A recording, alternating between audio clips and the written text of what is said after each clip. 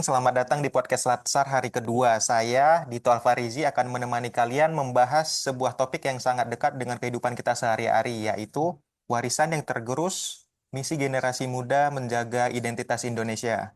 Hari ini kita akan ngobrol santai aja, tapi bermakna, membedah tantangan yang ada, membicarakan nilai-nilai yang harus kita jaga, dan tentunya mencari cara kreatif agar warisan Indonesia tidak hanya bertahan, tapi juga semakin berkembang di tangan generasi muda. Sebelumnya, aku mau perkenalan dulu nih. Ada 6 orang pada podcast kali ini. Saya kenalin satu-satu aja ya. Yang pertama, ada Mas Dian Adiputra Purba dari BJKW 3 Jakarta.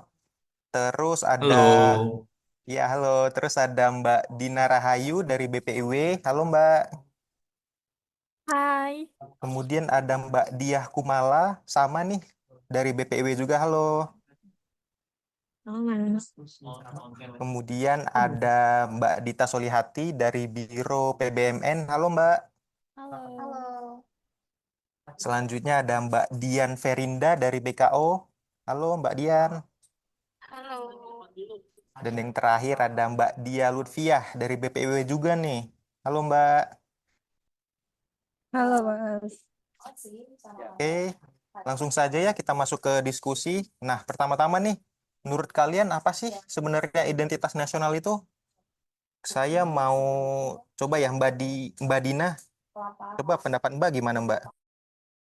Oke, terima kasih Mas atas pertanyaannya. Kalau menurut saya ya, identitas nasional itu merupakan suatu nilai, keyakinan, dan simbol yang mencerminkan karakter jati diri suatu bangsa. Nah, identitas nasional ini tumbuh dari proses sejarah, budaya, dan interaksi sosial yang terjadi selama ini, dan menjadi ciri khas suatu bangsa yang membedakannya dengan bangsa lain. Gitu sih, Mas. nah iya benar nih. Izin menambahkan nih Mas. Nah, identitas nasional itu juga tidak hanya sesuatu yang bersifat simbolik nih Mas, namun juga cara pandang tiap individu terhadap identitas nasional merupakan suatu jati diri dan ciri khas yang dimiliki suatu bangsa yang dapat menjadi modal penting dalam menghadapi adanya tantangan globalisasi Mas. Wah, sangat semangat nih kayaknya nih ya. Seru nih nanti diskusinya. Selanjutnya mungkin apa sih yang membuat identitas nasional penting untuk generasi muda kita saat ini? Mungkin Mbak Diah. Ya oke Mas, kalau menurut saya sih, kita tahu kan di mana era teknologi sangat mudah untuk diakses, di mana informasi dan kebudayaan ini sangat cepat untuk terakulturasi. Peran dan kedudukan dari identitas nasional ini merupakan hal yang perlu untuk diperhatikan. Ketika di mana tren-tren viral yang seringkali tidak sesuai dengan nilai-nilai Indonesia ini menyasar para generasi muda yang sangat rentan akan pengaruh dari luar. Hal ini juga semakin meningkatkan urgensitas dari pentingnya identitas nasional. Menurut saya, satu hal yang bisa dilakukan dengan mulai untuk peningkatan SDM dari para generasi muda sih, Mas, kayak gitu. Berarti lebih ke gempuran TikTok, Netflix, begitu-gitu ya Mbak ya? Itu yang perlu untuk diantisipasi. Oke. Nah, di tengah penggempuran seperti itu tuh ya, kan identitas kita tuh masih utuh atau hanya tinggal simbol ya? Mungkin Mbak Dia, ini namanya sama ya, Mbak Dia Lutfiah mungkin. Iya, kalau menurut saya sendiri ya mungkin budaya nasional saat ini kayak musiknya atau mungkin tarian tradisional emang udah jarang nih kelihatan. Apalagi di generasi-generasi muda saat ini nih. Contohnya misalnya angklung aja yang jadi ciri khas itu justru malah cuma dimainin di acara atau perlombaan tertentu aja dan kegiatannya tuh cenderung sedikit gitu. Ya, tentunya juga jika dibandingkan dengan budaya pop yang dari luar yang masuk ke Indonesia, budaya kita tuh kayak masih dianggap belum mampu bersaing sebenarnya. Nah, karena itu kita tuh perlu banget buat peran generasi muda buat ningkatin pamor dan citra budaya Indonesia di dalam negeri sendiri. Seperti memanfaatkan berbagai teknologi yang ada, misal dengan aktif menyebarluaskan keunikan dari budaya daerah lewat sosial media. Wah, sangat seru ya. Padahal baru pembukaan aja udah semangat-semangat nih kelihatannya nih. Oke, kita masuk ke segmen satu ya mungkin.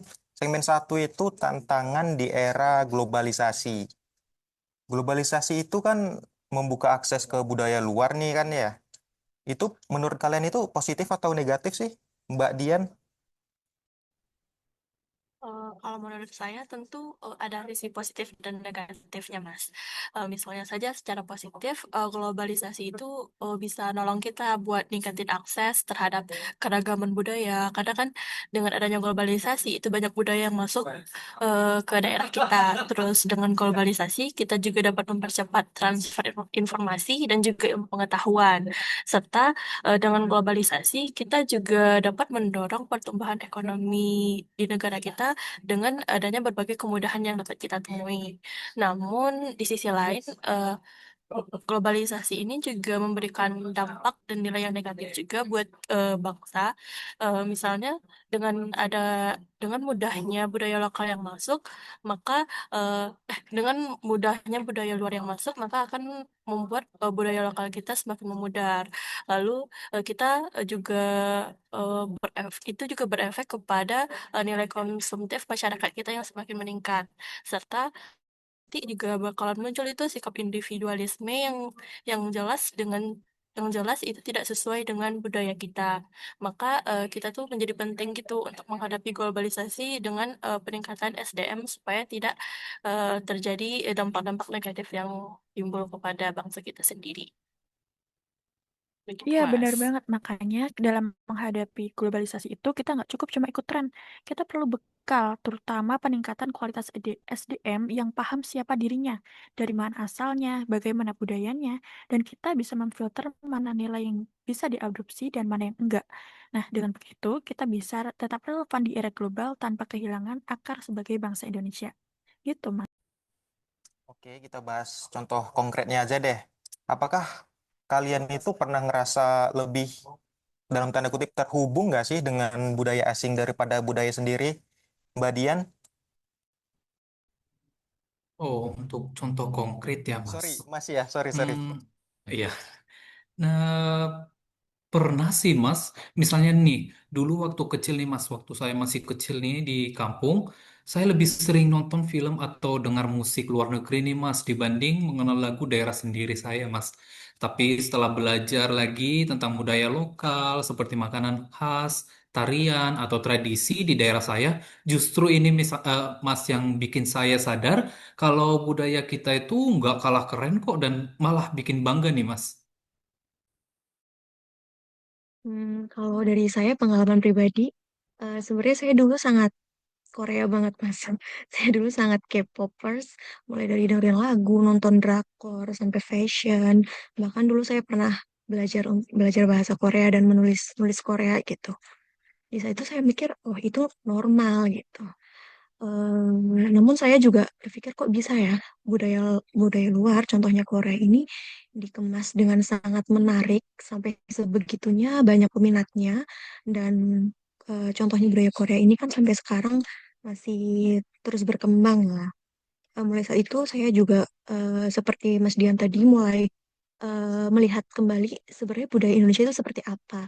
Dan ternyata budaya Indonesia itu jauh lebih menarik dan beragam. Hal ini yang perlu perlu kita kita apa ya? Perlu kita kembangkan gimana kita sebagai WNI ini bisa untuk memperkenalkan budaya-budaya Indonesia ini ke kancah internasional. Jadi kalau menurut saya untuk suka budaya luar itu nggak salah, asal kita jangan sampai lupa dengan budaya sendiri. Gitu sih, Mas. Benar banget kata Mbak Dia ya. Berarti setiap orang tuh ada preferensi masing-masing ya. Seperti Mas Dian tadi sukanya musik luar, Mbak Dia K-popers. Nah, dari yang itu tadi ya, seberapa besar sih pengaruh media sosial dan budaya populer terhadap cara generasi muda kita memandang identitas nasional? Mungkin ada yang mau berbagi pendapat? Mungkin aku izin bagi pendapat nih, Mas. Nah, kalau menurutku emang pengaruhnya cukup besar banget sih ya. Seperti yang tadi udah dijelasin sama Mbak Dia, sama Mas Dian gitu. Kayak eh media sosial sendiri itu kan sekarang jadi ruang utama nih, apalagi untuk generasi-generasi muda untuk mengekspresiin diri. Jadi akhirnya hal-hal yang populer seperti K-pop atau misalnya budaya-budaya barat itu jauh lebih menonjol nih daripada budayanya dari Indonesia sendiri gitu. Bahkan kadang budaya itu jadi patokan nih untuk gaya hidup yang lebih sering dikenal. Dan kadang juga sampai ada anggapan kalau misalnya ikut budaya luar itu jadi jauh lebih keren, lebih update dibandingkan eh, dengan budaya nasional itu sendiri gitu. Kalau menurut aku gitu nih, Mas. Izin nambahin ya, ya sih, tapi di sisi lain justru media sosial juga ini tuh bisa jadi alat untuk mengenalkan budaya lokal juga kan, asal kitanya kreatif. Misal banyak konten kreator sekarang yang bikin video tari tradisional versi modern atau mengemas makanan khasnya daerahnya secara visual yang menarik gitu. Jadi sebenarnya bukan eh, ya gimana, tinggal kita eh, bijak menggunakan media sosialnya, atau mau cuma ikut tren luar, atau justru memanfaatkan buat nunjukin jati diri bangsa gitu. Nah, benar nih Mas. Aku juga setuju sama pendapat yang lainnya. Budaya populer yang ada yang sampai ke daerah kita itu memang mempengaruhi cara berpikir dan gaya hidup kita, apalagi sebagai generasi muda. Tetapi itu bukan berarti kita harus menolak budaya yang datang juga. Yang penting di sini itu kesadaran bagaimana cara kita dapat menikmati berbagai budaya tersebut seperti K-pop, budaya fashion yang modern dengan tetap bangga terhadap budaya kita sendiri dan dan kita tuh itu harus lebih mengenal budaya kita sendiri. Di sini kita eh, di sini kita tentunya harus eh, menjembatani keduanya supaya identitas nasional negara kita juga tetap hidup di era globalisasi yang masuk. Oke, jadi ada tiga mbak-mbak ini tadi ya. Keren-keren semua jawabannya. Nah, ini kita jujur-jujuran aja kali ya. Menurut kalian ini anak muda sekarang tuh masih peduli nggak sih sama budaya nilai-nilai lokal kita sendiri? Oke, kalau menurut aku ya Mas, jujur aja, sebenarnya masih banyak anak muda yang peduli. Tapi bentuk kepedulian yang mereka lakukan itu tentu beda ya dengan generasi sebelumnya. Mereka mungkin nggak lagi nunjukin kecintaan pada budaya lewat cara tradisional kayak pakai pakaian adat setiap hari atau rutin mengikuti upacara adat. Tapi justru lewat media sosial ini, musik, fashion, dan karya kreatif lainnya, mereka mengangkat budaya lokal dengan cara yang lebih kekinian, yang lebih sesuai dengan gaya dan perspektif mereka gitu. Iya, betul nih Mbak Dina nih. Masih banyak nih anak muda sekarang yang masih peduli. Misalnya nih, banyak anak muda yang bangga pakai batik buat OOTD, bikin konten tentang bahasa daerah, atau bahkan mereka ini memasukkan unsur budaya Nusantara dalam karya seni dan bisnis mereka nih Mbak. Jadi meskipun cara mengekspresikannya berubah, nilai dan rasa memiliki itu sebenarnya masih ada. Tinggal bagaimana kita sebagai masyarakat mendukung dan membuka ruang agar budaya lokal bisa terus hidup di tengah zaman yang serba cepat ini. Gitu sih, Mas. I see, I see. Oke, sekarang kita ini kali ya, eh, bahas tentang sisi pendidikan nih. Menurut kalian pendidikan atau sekolah di Indonesia itu cukup membantu nggak sih untuk menanamkan rasa cinta tanah air dan budaya kita? Saya coba berbagi ya Mas, kalau menurut saya itu sebenarnya sistem pendidikan di Indonesia ini sudah berusaha untuk menanamkan rasa cinta tanah air dan budaya. Salah satunya mungkin lewat dengan kurikulum dan lain-lain. Tapi seringkali dalam eksekusinya itu masih banyak pendekatan yang terlalu formal dan lebih menekankan kepada hafalan daripada pemahaman eksplisit. Jadi dengan melihat apa ya, karakteristik generasi muda saat ini, saya rasa pendekatan itu kurang efektif gitu, Mas. Nah, iya, Lain? setuju juga nih sama Mbak Dia. Padahal menurut saya pendidikan itu jadi salah satu potensi besar gitu untuk pembelajaran langsung. Misalnya contohnya kan kalau misalnya lagi pelajaran seni budaya, terus kita diperkenalin sama alat seni tradisional, contohnya misalnya angklung atau gamelan atau lain-lainnya. Nah, itu bisa memunculkan mungkin rasa kagum dari kita juga dan bangga dengan mencoba langsung gitu. Karena ternyata emang kebudayaan Indonesia kita itu kaya dan penuh makna. Apalagi kalau misalnya kita dikasih kesempatan nyoba, itu pasti cenderung lebih membekas lah ya dibanding kita cuma ngelihat dari buku atau dari internet aja. Ya, ya betul tuh. Tapi sayangnya di pengalaman seperti itu tuh di Indonesia belum merata gitu ya di semua sekolah. Jadi meskipun pendidikan sudah mencoba, menurutku perlu lebih banyak pendekatan yang lebih kreatif atau ya menyentuh sisi emosional siswa ya, terutama lewat seni-seni atau budaya lokal itu mungkin menjadi cara yang lebih hidup untuk menanamkan cinta pada tanah air dan warisan budayanya. Bener apa yang dikata Mbak Dita tadi ya, untuk menyentuh sisi emosional siswa mungkin biar dapat gitu ya mereka gimana sih cara kita untuk apa menghidupkan budaya ini kembali. Nah, kita masuk ke ini apa sisi kekeluargaan. Nah, peran keluarga ini mungkin sangat menurut saya sangat krusial ya di lingkungan sekitar kalian itu. Menurut kalian itu membentuk kesadaran identitas bangsa nggak sih? Izin menjawab ya Mas. Kalau menurutku, eh, keluarga itu kan sebagai rumah kita. Itu merupakan suatu kayak pendidikan dasar seseorang gitu loh Mas. Jadi kayak pendidikan pertama kita dapatkan dari keluarga. Jadi tentunya peran keluarga dan lingkungan itu sangat besar banget dalam membentuk kesadaran seorang generasi muda akan identitas bangsanya. Dari keluarga itu kan kita juga belajar nih hal-hal dasar yang dapat membentuk rasa cinta kita terhadap tanah air. Misalnya saja ketika di rumah, misalnya kita menggunakan bahasa daerah sehari-hari dengan orang-orang di rumah kita, dengan orang di sekitar, begitu juga dengan tetangga kita, misalnya. Lalu, misalnya juga kita juga waktu kecil nih ada yang diajak menonton pertunjukan budaya daerah, lalu dikenalkan dengan lagu-lagu nasional, dan juga kita pastinya diajarkan oleh orang tua kita bagaimana cara sopan santun yang mana merupakan sopan santun itu sangat melekat dan merupakan kayak ciri khas bangsa Indonesia itu tersendiri. Jadi nilai-nilai tersebut itu pelan-pelan dapat membentuk kebanggaan kita sebagai bagian dari bangsa ini, walaupun itu merupakan hal-hal klise yang sederhana gitu, Mas.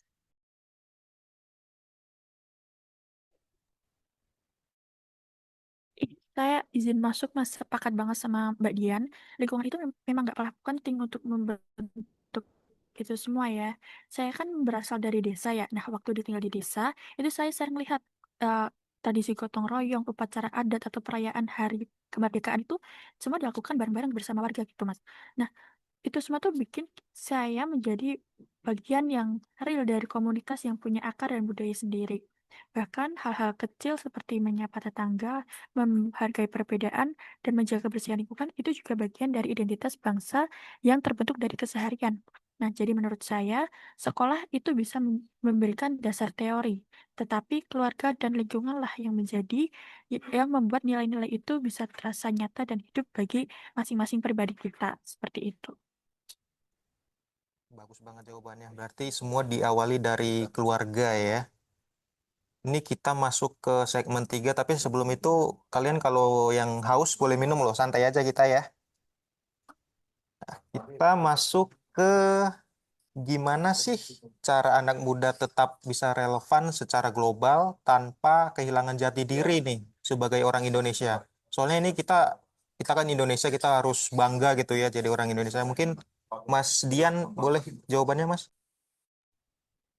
Oh, untuk cara anak muda bisa tetap relevan secara global tanpa kehilangan jati dirinya ya, Mas. Menurut saya, anak muda ini bisa tetap relevan secara global dengan cara terus belajar dan mengikuti perkembangan zaman, tetapi tetap bangga pada budaya dan nilai Indonesia itu sendiri, Mas. Jadi maju ke dunia luar, tapi nggak lupa sama jati diri sendiri. Misalnya nih, Mas, bangga pakai produk lokal, ikut melestarikan bahasa dan seni daerah, ataupun menanamkan nilai gotong royong dalam kehidupan sehari-harinya, Mas. Gitu, Mas. Mau nambahin juga ya. Atau ada, ya. Menurutku kuncinya itu ada di kreativitas dan kesadaran budayanya. Kita bisa banget itu bersaing di level global seperti jadi desainer, musisi, konten kreator atau entrepreneur. Tapi kita tetap bawa unsur khas Indonesia di dalam karya kita. Nggak harus selalu support yang tradisional banget gitu, tapi cukup dengan memberi sentuhan lokal kayak motif batik, bahasa daerah atau filosofi hidup yang kita pegang gitu.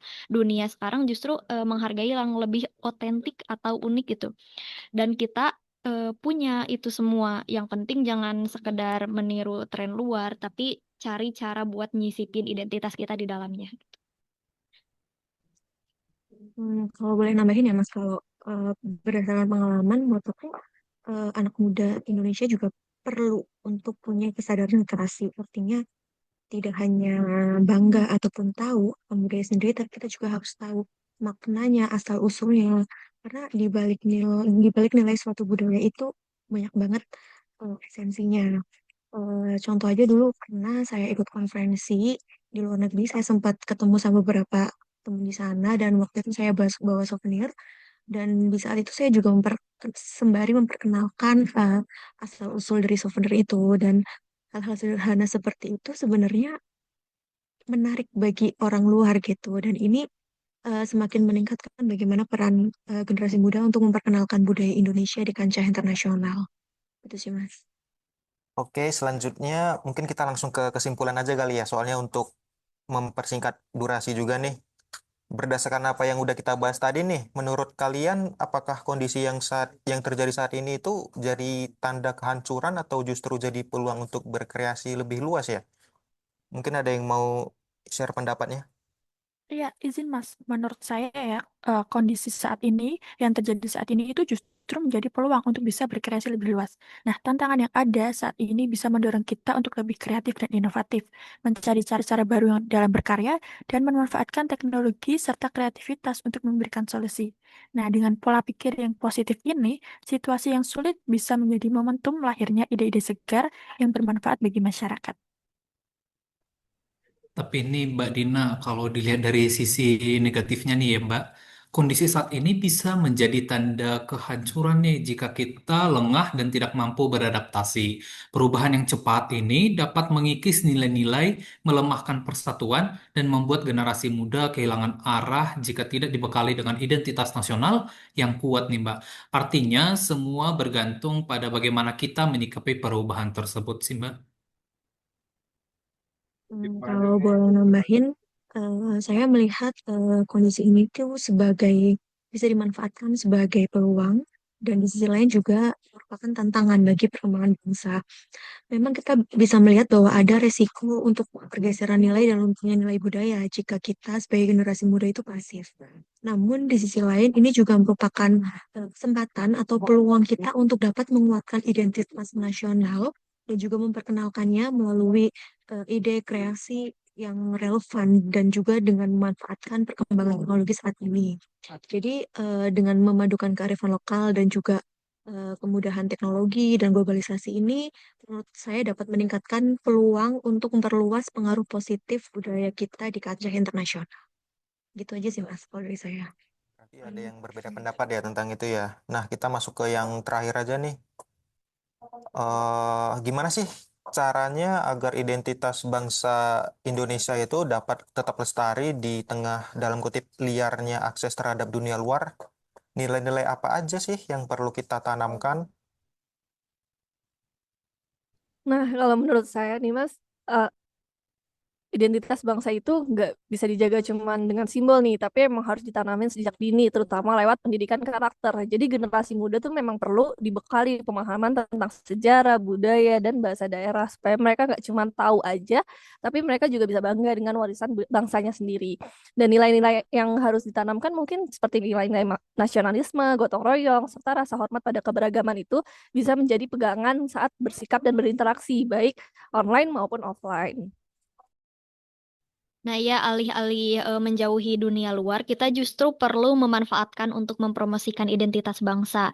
Generasi muda bisa menggunakan media sosial, konten, dan platform digital untuk mengenalkan bahasa, seni, kuliner, dan tradisi Indonesia di dunia gitu.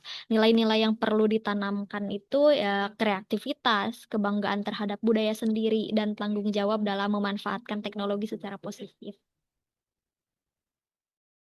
Mau menambahkan juga Mas, untuk identitas bangsa ini juga akan terjaga kalau misalnya ada teladan nyata dari tokoh-tokoh masyarakat, pendidik, dan orang tua dalam menjalankan nilai-nilai bangsa. Misalnya saja seperti komunitas pemuda yang aktif dalam kegiatan budaya, sosial, dan kebangsaan. Itu juga penting Mas buat menumbuhkan rasa memiliki kebudayaan, identitas, dan ciri khas bangsa tersebut. Lalu selain itu nilai-nilai seperti integritas, cinta tanah air, toleransi, dan persatuan itu juga harus menjadi landasan supaya generasi muda nanti tetap berpijak pada jati diri mereka dan jati diri bangsa meski terbuka terhadap dunia luar. Wah, seru-seru banget nih podcast kita kali ini ya. Tapi sayangnya kita udah masuk ke penghujung acara nih. Kalau kata anak-anak sekarang nih, podcastnya nih berdaging gitu ya, berdaging. Mungkin saya coba simpulkan ya, apa hasil dari diskusi kita hari ini.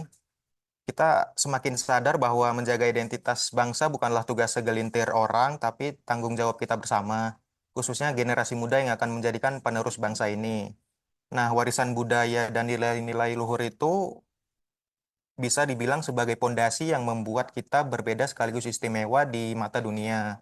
Kalau bukan kita yang menjaga, siapa lagi? Dan kalau bukan sekarang, kapan lagi? Mari kita jadikan setiap langkah kita, setiap karya yang kita buat sebagai wujud cinta dan bela negara. Karena menjaga identitas Indonesia bukan hanya soal masa lalu, tapi juga soal masa depan yang kita ciptakan. Terima kasih buat mas-mas, mbak-mbak yang sudah berkenan untuk mencurahkan pendapatnya. Terima kasih juga buat kalian yang sudah mendengarkan. Sampai jumpa di episode berikutnya dan ingat, kita muda, kita berkarya, kita jaga Indonesia. Sampai jumpa.